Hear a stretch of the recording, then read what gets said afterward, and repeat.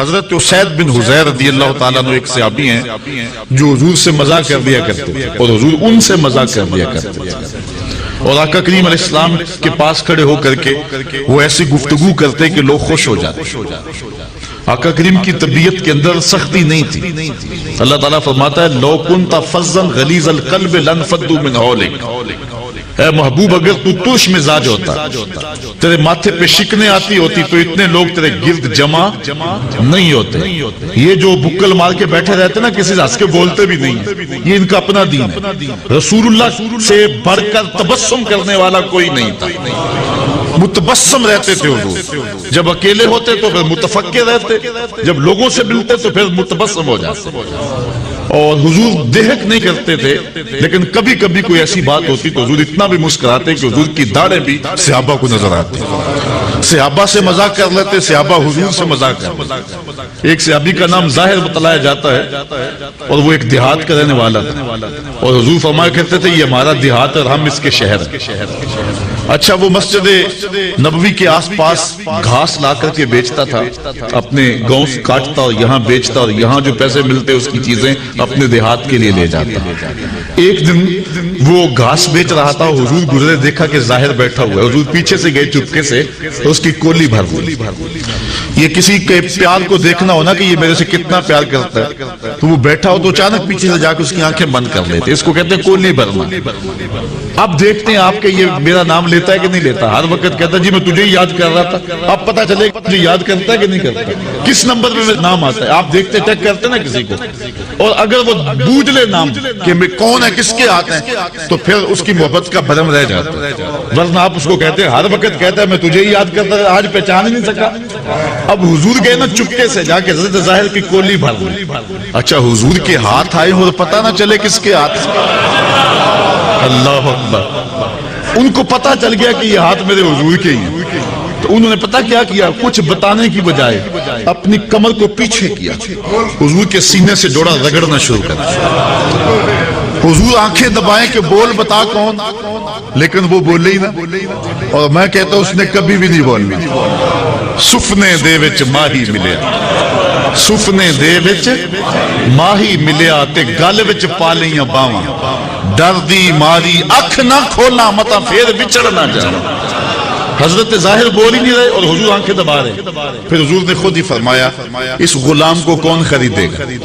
اس نے کہا حضور میں تو بڑا سستا ہوں، مجھے کس نے خریدنا ہے؟ فرمایا تو اللہ کے ہاں بڑا مہنگا ہے، تو اللہ کے ہاں بڑا مہنگا ہے۔ تو صحابہ حضور سے مذاق کرنا، ایک صحابی کا ذکر آتا ہے وہ حضور سے عملی مذاق کرتا تھا۔ ایک تو ہے کہ گفتگو ایسی کرو کہ مزہ پیدا ہو جائے، ایک کام ہی ایسا کرو۔ وہ جاتا منڈی میں سبزی خرید لیتا، کوئی نیا پھل آتا خرید لیتا، حضور کی خدمت میں آ کے ہدیہ پیش کرتا، حضور قبول کرتے، خود کھاتے، جو پاس بیٹھے ہوتے ان کو کھلا دیتے۔ اچھا، اس کو دعا دیتے کہ یہ نیا پھل آیا، تو نے ہمیں کھلایا، اللہ تجھے جزا دے۔ 2 4 5 دن بعد دوبارہ جب وہ منڈی جاتا نا، تو جس سے وہ پھل لیا ہوا تھا، لیا تو ادھار ہوتا، وہ پیسے مانگتا، کہتا آپ تجھے حضور کے پاس لے کے چلو، یہ پھل تو میں حضور کے لیے لے کے گیا تھا۔ اور پھر اس کو لے کے حضور کے پاس آ جاتا، حضور وہ جو پرسوں پھل نہیں کھایا تھا یہ اس کے پیسے مانگ رہا۔ حضور فرماتے میاں تو نے وہ تحفہ نہیں دیا تھا؟ عرض کرتا غریب آدمی ہوں، تحفہ کیسے دے سکتا تھا، میں نے سوچا سب سے پہلے حضور ہی کھائیں۔ تو آقا کریم اس کی قیمت بھی ادا کرتے اور پھر دوبارہ دعا دیتے، پھل کھلاتا، مفت کھلاتا، 2 مرتبہ دعائیں بھی لے جاتے۔ تو یہ آقا کریم علیہ السلام کے ساتھ صحابہ کا یہ محبت کا انداز تھا۔ اللہ اکبر۔ یہ حضرت اسید بن حضیر بھی ایسے شخص تھے۔ اچھا، ایک دن کھڑے کھڑے حضور علیہ السلام سے باتیں چل رہی ہیں تو حضرت اسید بن حضیر کے پہلو سے کپڑا ہٹا ہوا تھا، تو یہ ایسی باتیں سنا رہا ہے کہ لوگ خوش ہو رہے ہیں، لوٹ پوٹ ہو رہے ہیں۔ حضور نے اپنے ہاتھ کو ان کی جو ہے ان کے پہلو پہ مارا، کہا چل بس بھی کہا رہا۔ تو حضرت حضیر کا رنگ جو ہے ایک دم بدل گیا۔ عرض کی حضور میں نے بدلہ لینا۔ سب حیران ہے کہ حضیر کیا کہہ رہے ہیں، ابھی ہنس رہے تھے، اب کہتے ہیں بدلہ لینا ہے۔ حضور ناراض نہیں ہوا، حضور نے فرمایا لے لے بھائی۔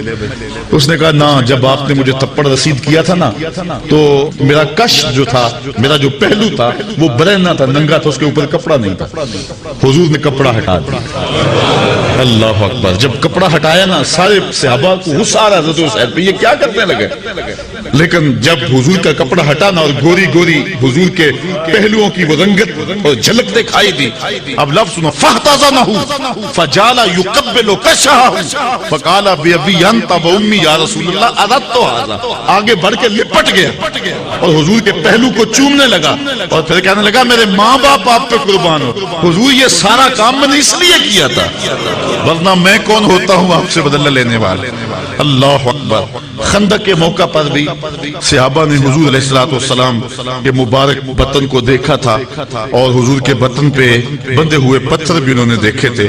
اس کے علاوہ بھی کئی ایسے مقامات آئے کہ صحابہ نے حضور کا بطن اقدس بھی دیکھا ہے، حضور کی پشت بھی دیکھی ہے۔ حضرت محرش بن عبداللہ روایت کرتے ہیں کہ حضور علیہ السلام کو میں نے ایک دن احرام باندھتے ہوئے دیکھا حج کا، تو جب حضور علیہ السلام احرام باندھ رہے تھے تو میں نے حضور کی پشت دیکھ لی، فَنَظَرْتُ إِلَىٰ ظَهْرِهِ كَأَنَّهُ سَبِيكَةُ فِضَّةٌ، ایسا لگتا تھا جس طرح چاندی میں ڈلی ہوئی ہے۔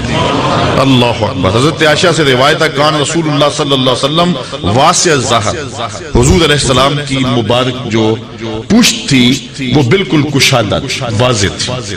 حضور کے سینے کے بارے میں حضرت ہند میں نبی حالہ روایت کرتے ہیں، کہتے ہیں کان رسول اللہ صلی اللہ علیہ وسلم عریض الصدر، حضور کا سینہ کشادہ تھا، اور اللہ خود کہہ رہا ہے لم نشرح لک صدرک۔ اللہ اکبر۔ حضور علیہ السلام کا سینہ جس طرح ظاہراً کشادہ تھا، اس طرح حضور کا سینہ باطناً بھی ماناً بھی کشادہ تھا۔ اور کتنا کشادہ تھا؟ ایک روایت دیکھیں، حضور فرماتے ہیں رأیت ربی عز و جل فی احسن صورت، میں اللہ کو احسن صورت میں دیکھا۔ قال فیما یختصم الملأ الاعلی، ارشاد فرمایا کہ یہ فرشتے کس بات پہ بحث کر رہے ہیں؟ قلت انت عالم، میں نے کہا مالک تو بہتر جانتا۔ قال فوضع کفہ بین کتفی، تو اللہ تعالیٰ نے اپنا دست کرم میرے دو کندھوں کے درمیان رکھا۔ دست کرم، دست قدرت، یہ متشابہات میں سے میرے دو کندھوں کے درمیان رکھا۔ پھر کیا ہوا؟ فوجدت بردھا بین ثدیی، اس کا دست قدرت یہاں آیا، ٹھنڈ میرے سینے میں پڑ گئی۔ پھر کیا ہوا؟ فعلمت ما فی السماوات و ما فی الارض، پھر زمین آسمان کے اندر جو کچھ تھا سب کچھ میں نے جان لیا۔ اتنا کشادہ ہو گیا حضور علیہ السلام کا مبارک سینہ۔ حضور کے سینہ اطہر میں حضور علیہ السلام کا قلب اطہر تھا۔ اچھا، اعلیٰ حضرت کا سلام آپ ہر جمعۃ المبارک کو سنتے ہیں، اس میں حضور کے معجزات کا بھی بیان ہے، اور حضور کے پائے انور سے لے کر کے حضور کے سر انور تک حضور کے ایک ایک عضو کا حسن بھی بیان ہوا۔ کبھی ہونٹوں کا ذکر کرتے ہیں، پتلی پتلی گلے قدس کی پتیاں، ان لبوں کی نزاکت پہ لاکھوں سلام۔ کبھی سر کا ذکر کرتے ہیں جس کے آگے سرے سربراہ خمر ہے۔ کبھی حضور علیہ السلام کی آنکھوں کی اور حضور کی ناک کا ذکر کرتے ہیں، نیچی نظروں کی شرم و حیا پر درود، اونچی بینی کی رفعت پہ لاکھوں سلام۔ کبھی ہاتھوں کا ذکر، ہاتھ جس سمت اٹھے غنی کر دیا، موج بحر سماحت پہ لاکھوں سلام۔ کبھی سینے کی، کبھی پشت مبارک کی، کبھی کندھوں کا ذکر، ایک ایک عضو کا ذکر کیا۔ لیکن اعلیٰ حضرت جب دل پہ آئے نا، حضور کے قلب اطہر پہ، پھر اعلیٰ حضرت چپ ہو گئے۔ پھر قلم نے جنبش کی تو میرے امام نے لکھا دل سمجھ سے ورا۔ ہر عضو کا کوئی نہ کوئی قصیدہ میں نے لکھا ہے، لیکن اب دل کے بارے میں کیا لکھوں؟ دل سمجھ سے ورا مگر یوں کہوں، غنچائے راز وحدت پہ لاکھوں سلام۔ جب شک صدر ہوا نا حضور کا اور قلب اطہر نکالا گیا اور آب زمزم سے غسل دیا گیا، جس سال حضور جب معراج پہ جانا تھا تو جبریل امین نے دو لفظ کہے تھے حضور کے قلب اطہر کے بارے میں، وہی لفظ ملتے ہیں حضور کے دل کے بارے میں۔ اللہ اکبر۔ وہ بیان کرتے ہیں، امام بدر الدین عینی نے عمدۃ القاری شرح صحیح بخاری میں وہ لفظ لکھے ہیں، جبریل نے کہا واہ واہ قلب وکیٌ فیہ اذنان سمیعتان و عینان بصیرتان، واہ واہ کیسا دل ہے جس میں دو آنکھیں ہیں جو دیکھتی ہیں اور دو کان ہیں جو سنتے ہیں۔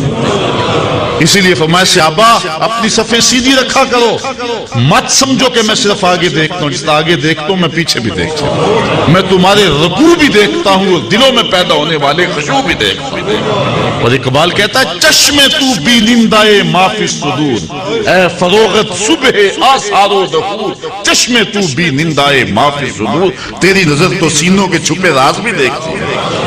تو یہ اللہ نے اپنے محبوب کے دل کو وہ نور دیا ہے۔ حضور نے فرمایا، حضرت عائشہ سے روایت ہے، تنام عینایا ولا ینام قلبی، میری آنکھیں سوتی ہیں دل نہیں سوتا رہتا۔ اسی لیے ہماری نیند وضو توڑ دیتی ہے، نبی کی نیند وضو نہیں توڑتی، اس لیے کہ دل تو جاگ رہا ہوتا ہے حضور کا۔ اللہ اکبر۔ حضور کے بازوں کے بارے میں ایک روایت ہے، کان رسول اللہ صلی اللہ علیہ وسلم عشر ذرائین، حضور کے بازوں پہ بال تھے، ابل الازدین والذرائین طویل الزندین، یہ بھی لفظ ہیں۔ اور ایک روایت میں کان رسول اللہ صلی اللہ علیہ وسلم عظیم الساعدین، یہ حضرت ابو ہریرہ سے مروی کہ حضور علیہ السلام کے مبارک بازو عظیم تھے۔ اور اعلیٰ حضرت فرماتے ہیں جس کو بارے دو عالم کی پرواہ نہیں، ایسے بازو کی قوت پہ لاکھوں سلام۔ حضور نے کنکر پکڑے اور کافروں پہ پھینکے، شاہت الوجوہ اللہم مرعب قلوبہم وزلزل اقدامہم، تو خدا نے کیا کہا، وما رمیتا اذ رمیتا ولکن اللہ رما، اے محبوب یہ جو کنکر تو نے پھینکے یہ تو نے تو نہیں پھینکے، یہ تو میں نے پھینکے۔ ذرا غور تو کیجئے، لوگ جدائی ڈال رہے ہیں اللہ اس کے رسول میں۔ اللہ کہتا محبوب یہ جو کنکر تو نے پھینکے، یہ کنکر جو تو حضور نے پھینکے ہیں نا، پھر کہا تو نے نہیں پھینکے، یہ میں نے پھینکے۔ ذرا غور تو کیجئے اس پہ، یہ جو کنکر تو نے پھینکے یہ تو نے نہیں پھینکے، یہ میں نے پھینکے۔ وما رمیتا اذ رمیتا ولکن اللہ رما۔ ہمارے استاد فرمایا کرتے تھے کہ لوگوں کو غلطی لگ گئی ہے دین سمجھنے میں، ہم یہ نہیں کہتے کہ اللہ اس کے رسول کی ذات ایک ہے، اگر یہ کہیں گے تو کافر ہوں گے، یہ نہیں کہتے۔ ہم کہتے ہیں ذات ایک نہیں ہے لیکن بات ایک ہی ہے، ذاتیں دو ہیں لیکن باتیں دو نہیں، ذات ایک نہیں لیکن بات۔ تو کنکر محبوب نے پھینکے، اللہ فرماتا محبوب یہ میں نے پھینکے۔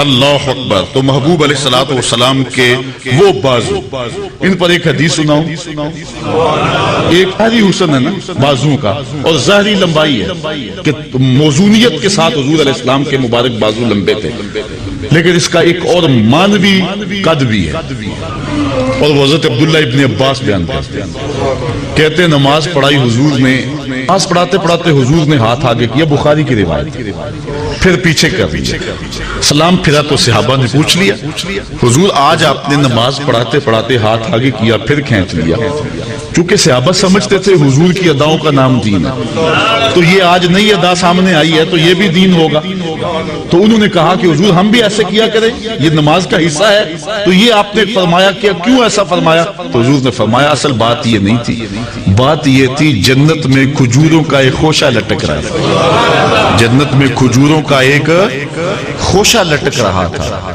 میں اس کو توڑنے کے لیے بازو بڑھایا تھا، پھر میں توڑنے لگا، پھر میں نے نہیں توڑا، اور اگر میں توڑ لیتا تم دنیا کے ختم ہونے تک کھاتے رہتے، ختم نہ ہوتا۔ اب جنت کہاں ہے؟ 7 آسمانوں کے اوپر، پہلے آسمان تک جانا ہو، عربی تازی گھوڑا ہو، بغیر کسی رکے ہوئے 500 سال تک دوڑے تو پہلے آسمان تک، پھر اتنی ہی موٹائی، پھر 2 آسمانوں کے درمیان فاصلہ، پھر دوسرا، پھر تیسرا، پھر فاصلہ، پھر کہیں جنت کا درخت بھی ایک 500 سال کی اونچائی پہ ہوتا ہے، اور حضور نے یہاں سے ہاتھ اٹھایا اور وہاں پہنچا دیا، وہاں تک جا سکتا ہے، ضرورت وہاں تک تھی کیونکہ پھل وہاں لگا تھا، اگر آگے بھی لے جانا چاہتے تو جا سکتا ہے، کیونکہ پھل وہ توڑنا اس لیے وہاں تک پہنچایا۔ میں اور آپ اپنا ہاتھ اٹھائیں تو کتنا اونچی جائے گا؟ 3 فٹ اونچا، اس سے تو نہیں جاتا۔ ہاں نظر میری اگر چھت نہ ہو درمیان میں تو دوسرے تیسرے آسمان کے ستارے بھی دیکھ لیتی، آپ کی نظر بھی دیکھ لیتی۔ میرا ہاتھ 3 فٹ تک جاتا ہے اور نظر تیسرے آسمان تک جاتی ہے، اور جس کا ہاتھ جنت تک جاتا ہے نگاہیں کہاں تک جاتی ہیں؟ اچھا غور کرو، میں یہاں کھڑے ہو کے دیکھوں تو نظر کہاں تک جاتی ہے؟ آسمان تک، اور محبوب جب عرش پہ کھڑے ہوں گے تو پھر نظر کہاں تک گئی ہو؟